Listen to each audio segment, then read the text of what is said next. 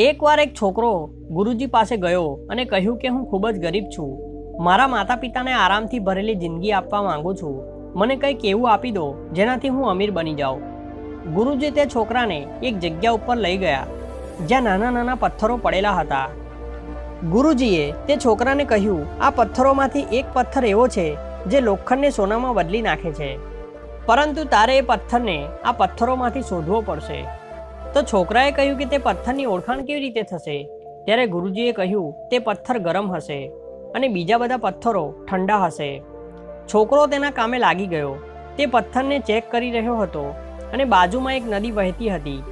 Check કરેલા પથ્થરને તે નદીમાં ફેંકી રહ્યો હતો। 5-6 કલાક વીતી ગયા હતા। છોકરો પથ્થર ઉઠાવી રહ્યો હતો, ચેક કરી રહ્યો હતો અને નદીમાં ફેંકી રહ્યો હતો। લગભગ 1 મહિનો વીત્યા પછી તેના હાથમાં તે પથ્થર આવ્યો, પણ પથ્થરને ઉઠાવીને ફેંકવાની એની આદત બની ગઈ હતી।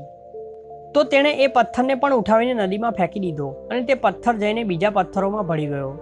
આ વાર્તામાંથી આપણને એવી શીખ મળે છે કે આપણે આપણા દરેક દિવસને મહત્ત્વ આપવું જોઈએ।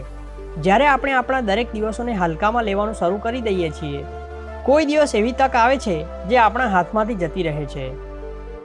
મિત્રો, વિડીયો ગમ્યો હોય તો લાઇક કરજો, કમેન્ટ કરજો, ચેનલને સબસ્ક્રાઇબ કરજો, વિડીયોને વધુમાં વધુ શેર કરજો।